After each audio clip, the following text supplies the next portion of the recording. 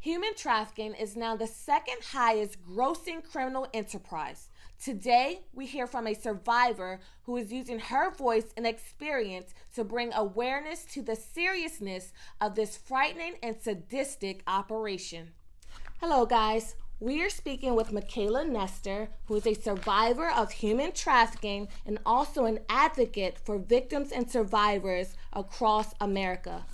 Welcome. Thank you for joining us today. A pretty hard topic to talk about. Not enough people are educated about this. So if you don't mind, can you share your experience with us?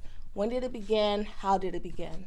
Yeah, so I'd say my experience is a little different than most. And so I feel like I'm actually the exception to the rules and the statistics in that my trafficking experience started interfamiliarly. So my biological father is a trafficker. Oh, goodness. And so I first started being groomed for trafficking basically since I was born. So what do you mean groomed for trafficking? Yeah, so grooming as in I was treated very differently than all my siblings. So when everyone else was allowed to go outside, I wasn't allowed to go outside. A lot of inappropriate sexual contact for the age. I kind of went through what I call like the training period.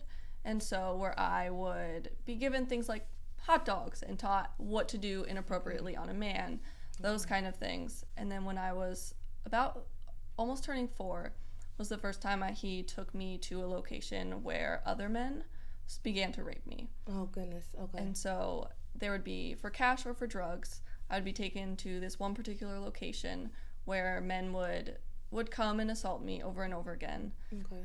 And that happened. My parents had split custody of me, and so it happened about every other weekend when I would be at my father's house. Okay. Eventually, it kind of escalated to different hotels, and then there was another girl that was also sold with me. Did you realize what was going on? Yeah, I had no idea. Okay. I thought this was just a part of being a kid. Okay, so you didn't mention anything to your mother or any other family members at the time?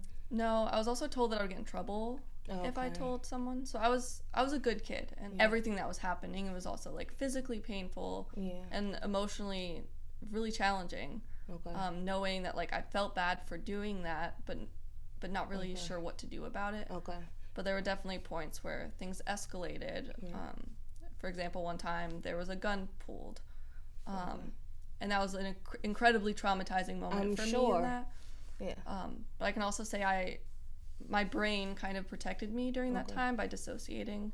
And so I think I was kind of protected a little bit by the seriousness of it when I would dissociate. Right. I don't know, my brain just created this fantasy world where I would become a fairy, and I would, as soon as things would begin happening, I just turned into this fairy in my head, and I would imagine going up in my fairyland and clouds and staying there. And then was it in Maryland? It was mostly like northern Pennsylvania. Okay. Well, how long did this last? So it was about 3 years. Okay. How did it stop?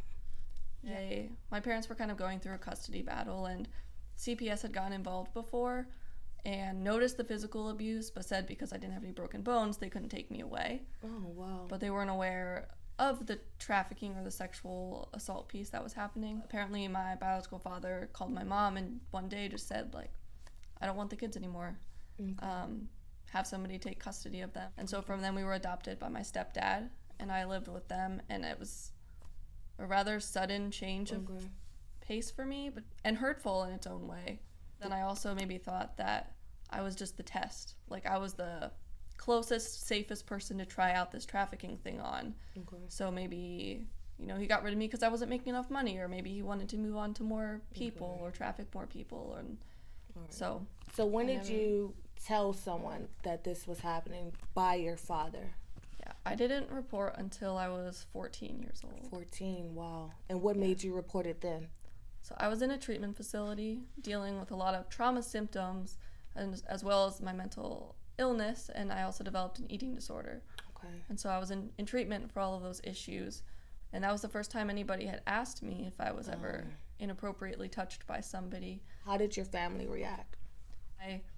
Most of my immediate family was really supportive and understanding, and really it helped them put the pieces together as to what happened my entire life, and the way that I was acting then and the way I was coping. Some of my extended family and even one of my siblings reacted in the opposite way of saying, I don't believe you, there's no way this could have happened. Yeah, so I've definitely come a long way in managing and coping with my own trauma, but I have developed PTSD as well as DID, which is dissociative identity disorder. Definitely still have some hypervigilance and like strong reactions when people get close to me or I'm coming around corners.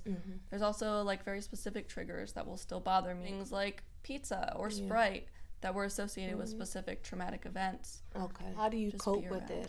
A lot of therapy, a lot of counseling, you know, a lot of grounding skills. I kind of carry around some fidgets. I also have like a little set of coping cards that I carry everywhere with me. That kind of go through over like, you are safe and this isn't happening again. Do you know the common areas that this happens in? I've read that they happen, can happen anywhere. The truck stops, there's definitely like one outlet, but there's also there's still brothels that exist, massage parlors that are hidden, trafficking areas, hotels, motels. What are some ways that you can protect yourself from being at risk for trafficking? There's a couple known avenues that traffickers will take in order to recruit people. And so one of the most common kind of trafficking relationships between pimp and trafficked person is actually through like inter-partner relationships. And so a lot of these people are men, I'll say in particular, like that want to be your boyfriend, right? And so they're going to take care of you, they're going to buy out you all these nice things, they're going to get your nail done, your hair done. And so being aware of people that are like somebody that might want to be with you in a personal way, that's kind of offering things that feel too good to be true. Even myself as a survivor, I've been approached by traffickers since living in Baltimore. Oh wow. And nobody knows, like I knew what was happening. And how did they approach you? I was actually alone in my car, and he came up to my car window, and he kind of had a couple people following him, and he was kind of like, hey, you want to have sex with me? Like, why don't you come with me? I can give you the whole world, all that kind of stuff. No, but then he had people that were with him surround all sides of my car.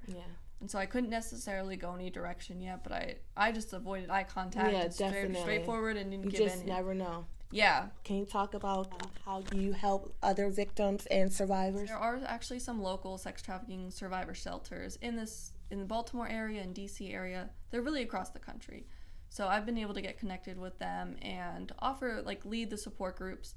I'm also in school for psychology, and so being a mentor for them, like showing them that things can change and you can be safe, and like you don't always have to go back there, and you can still pursue a new life and like fulfill your dreams. And I like being that example. It takes a lot for a victim to trust someone, but if we wanted to help someone we think may be in need, how would we approach them? You also have to be aware that the pimp is likely watching, and so sometimes it can be hard to engage victims that are being actively trafficked because they have people all, like, their eyes are out for them. And so if it's safe and like they seem open to being helped, like it's definitely okay to just be like, hey, are you okay? Like, do you want to be here? And some people will lie. Like, some people aren't ready to leave, or it's not safe for them to leave. But passing on resources like the National Human Trafficking Hotline number, they also have a text line that can be easy to remember, and you can let them know about it. So you mentioned if they wanted to leave. I think one of the first things is fear.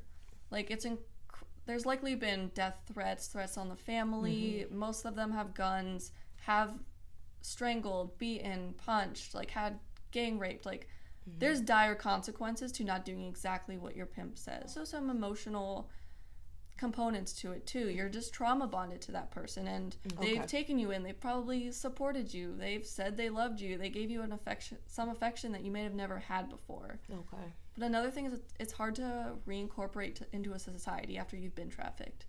And so if suddenly you don't have any job experience because you've been working in the life, it's hard to come out. It's hard to find a safe place to live. A lot of people have burnt bridges with their family. You just never know what someone's going through. Do you have any advice that you would like to leave with our viewers today? One, I would just say educate yourself. Kind of learn about the stereotypes that are associated with trafficking, but also learn about the facts. Where that trafficking takes place in more ways than just sex trafficking. Human trafficking, it's real, It's devastating, and its familiarity is growing at an astounding rate. A special thank you to Michaela and other survivors who have bravely shared their stories to help prevent this nightmare from happening to someone else and to ultimately help put an end to this horrid trade. I'm Cari K, and I'll see you next time.